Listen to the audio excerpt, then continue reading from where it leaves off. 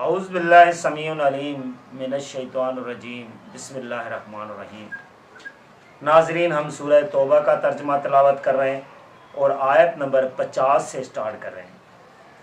یہاں اللہ تعالیٰ فرما رہے ہیں اگر پہنچتی ہے تمہیں کوئی بھلائی تو انہیں برا لگتا ہے، اور اگر آتی ہے تم پر کوئی مصیبت تو یہ کہتے ہیں کہ اچھا ہوا ہم نے ٹھیک کر لیا تھا اپنا معاملہ پہلے ہی، اور لوٹ جاتے ہیں وہ خوشیاں مناتے ہوئے۔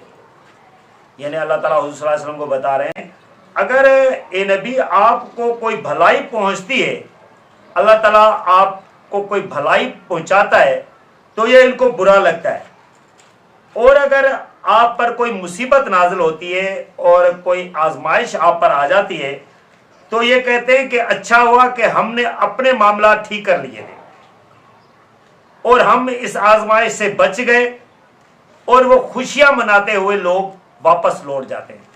یہ دیکھیں یہ وہ لوگ ہیں جو نبی کے ساتھ تھے۔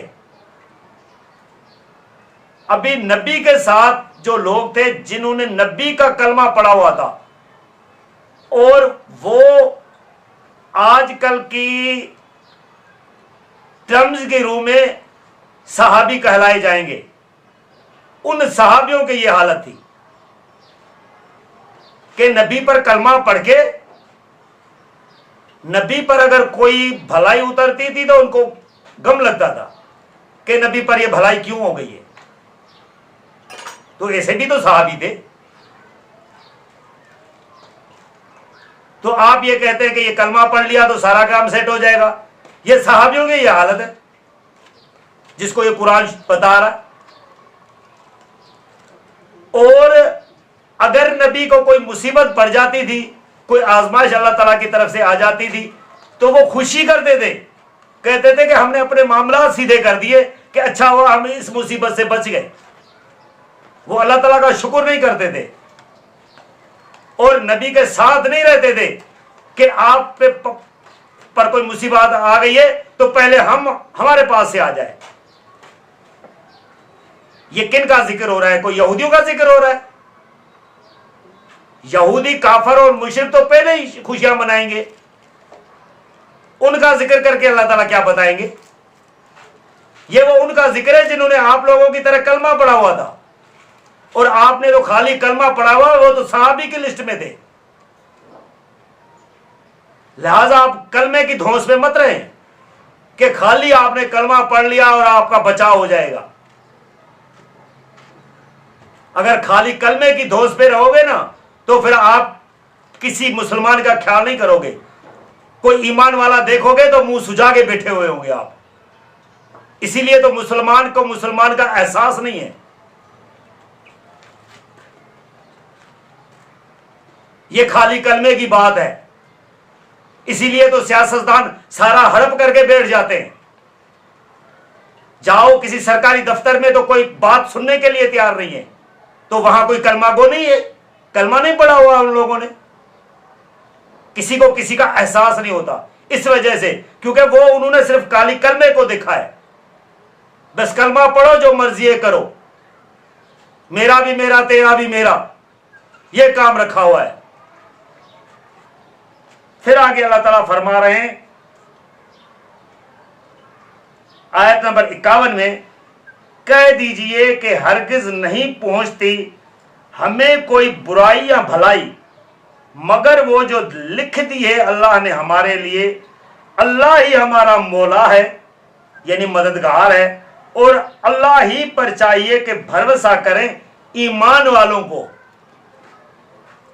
دیکھیں آیت نمبر 51 بھی آپ کو ایک اچھا سبق دے رہی ہے۔ یہاں ہر آیت آپ کو سبق دے گی، لیکن اگر آپ کی نیت سبق لینے کی ہو تو یہاں اللہ تعالیٰ فرما رہے ہیں کہ اے نبی ان کو کہہ دو کہ کوئی بھی برائی یا بھلائی مجھے ملتی ہے وہ جو اللہ نے لکھی ہوتی ہے وہ آتی ہے، اللہ کی طرف سے عطا کی ہوئی ہوتی ہے۔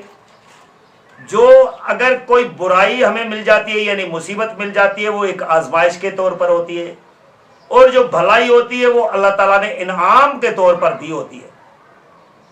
یہ سارا کام اللہ کی طرف سے ہی ہو رہا ہوتا ہے۔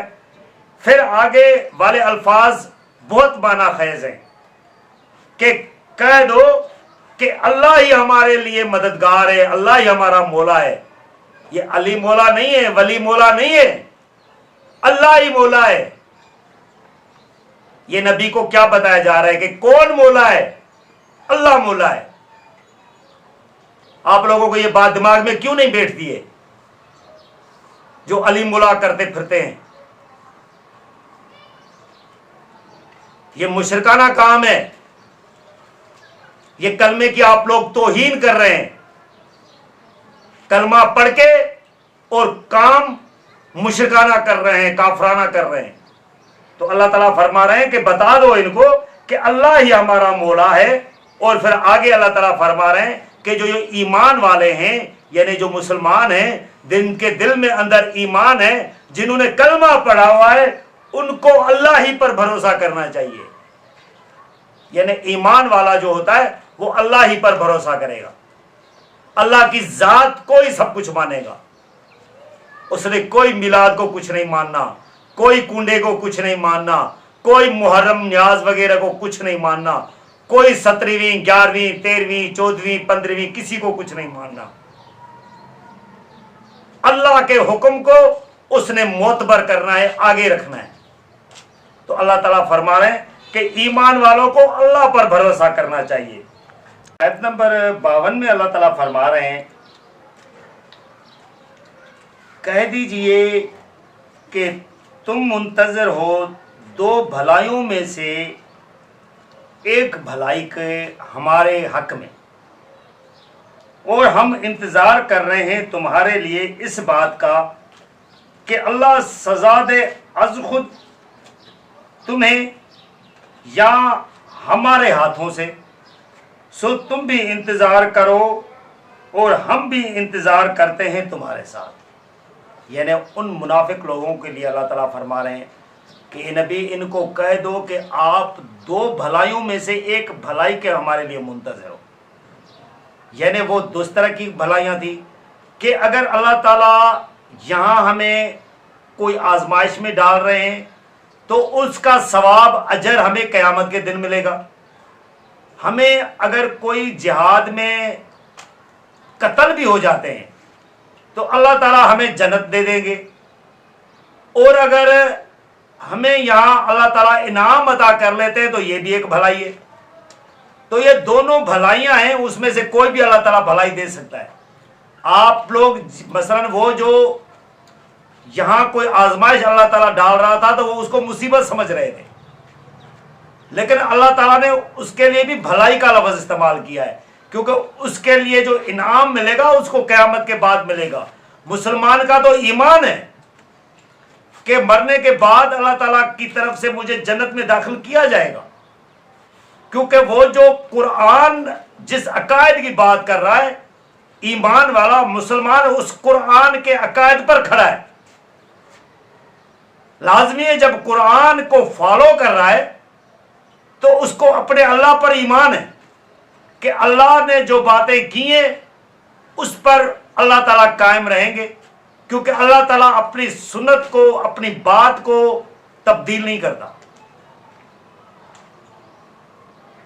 تو اللہ تعالیٰ بتا رہے ہیں کہ آپ ان کو بتا دو کہ ہمارے لیے تو دو بھلائیاں ہیں، لیکن آپ کے لیے یہ ہے کہ یا تو اللہ تعالیٰ آپ کو خود سزا دے گا، کوئی نہ کوئی آپ کے اوپر مصیبت نازل کر دے گا، کیونکہ آپ کا تو آخرت پر عقیدہ ہے ہی نہیں، جیسا ہے ویسا نہیں ہے، تو وہ آپ کو اللہ تعالیٰ مصیبت دے دے گا، یا اللہ تعالیٰ خود دے گا یا مسلمانوں کے ہاتھوں آپ کو ذلیل و خوار کرے گا۔ پھر اللہ تعالیٰ فرما رہے ہیں کہ اے نبی ان کو کہہ دو، یعنی ان منافق لوگوں کو کہہ دو کہ اس بات کے لیے تم بھی انتظار کرو اور میں بھی انتظار کر رہا ہوں۔ یعنی یہ نبی کو پتا نہیں تھا کہ یہ کب ہونا ہے، لیکن یہ حکم ملا کہ اے نبی یہ کہہ دو ان کو کہ یہ اس بات کے لیے تم انتظار کرو، میں بھی انتظار کرتا ہوں کب اللہ تعالیٰ کا حکم آ جاتا ہے۔ جب بھی جو حکم آئے گا اللہ تعالیٰ کا وہ اس طرح ہو جائے گا۔ پھر آگے آیت نمبر 53 پہ اللہ تعالیٰ فرما رہے ہیں، کہہ دو خرچ کرو تم خوشی سے یا ناخوشی سے، بہرحال وہ قبول نہیں کیا جائے گا تم سے، اسی لیے کہ تم ایسے لوگ ہو جو نافرمان ہیں۔ اسی لیے یہ آیت بتا رہی ہے، یہ آیت نمبر 53 جو سورہ توبہ کی ہے وہ بتا رہی ہے کہ اے نبی کہہ دو خرچ کرو تم خوشی سے یا ناخوشی سے، یعنی آپ اللہ تعالیٰ کے نام پر خوشی سے کوئی چیز دے دو یا ناخوشی سے دے دو، کیونکہ آپ لوگوں کا ایمان جو ہے وہ اس طرح کا نہیں ہے جو ایک مسلمان کا ہونا چاہیے، آپ منافقوں کی لسٹ میں ہیں، نافرمانوں کی لسٹ میں شامل ہیں۔ تو پھر اللہ تعالیٰ فرما رہے ہیں بہرحال قبول نہیں کیا جائے گا، آپ خوشی سے دو گے پھر بھی نہیں قبول کیا جائے گا، ناخوشی سے دو گے تو پھر بھی قبول نہیں کیا جائے گا۔ یعنی یہ جو محرمیں کر رہے ہیں، جو میلاد منا رہے ہیں، یہ اگر اللہ کے نام پر بھی کوئی چیز دے رہے ہوتے تو اللہ تعالیٰ ان سے قبول نہیں کرے گا، کیونکہ انہوں نے دونوں کو پکڑا ہوا ہے، وہاں مشرکانہ کام بھی ہے، وہاں اللہ کے نام کی خیراتیں بھی کر رہے ہیں۔ اللہ تعالیٰ کو خالص چاہیے، جس طرح آپ دودھ والے کو کہتے ہو نا کہ مجھے خالص دودھ دو، اس طرح ایمان بھی اللہ تعالیٰ کو خالص چاہیے۔ اپنے لیے تو دودھ خالص مانگ رہے ہو اور اللہ کے لیے ایمان جو ہے نا وہ پانی والا ملاوٹ والا دے رہے ہو اسے۔ وہاں نیازیں بھی کرو گے، وہاں میلادیں بھی کرو گے، وہاں 17 بھی کرو گے، وہاں 12ویں بھی کرو گے، 11ویں بھی مناتے رہو گے، کنڈے میں کرو گے اور وہاں خیرات بھی کرو گے۔ اللہ تعالیٰ فرما رہا ہے کہ یہ اس طرح کا کام آپ خوشی سے کریں یا ناخوشی سے کریں، قبول نہیں کیا جائے گا تم سے۔ کیوں؟ اللہ تعالیٰ فرما رہے ہیں اسی لیے کہ تم نافرمان ہو، تم لوگوں میں فرمان برداری نہیں ہے، اللہ تعالیٰ کے احکامات کو نہیں مان رہے ہو، اللہ تعالیٰ کے حکموں کو نہیں دیکھ رہے ہو، اللہ تعالیٰ کے ساتھ جو آپ نے عہد کیا ہے اس کو نبھا نہیں رہے ہو، کلمہ پڑھ کے بس اسی کے آس پہ لگے رہے ہو۔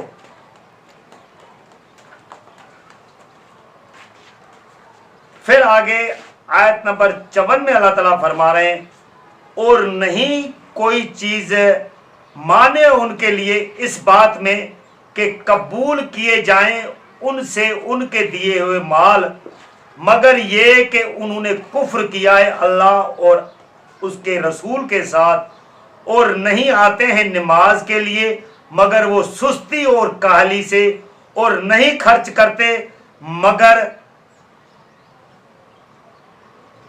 اوپری دل سے۔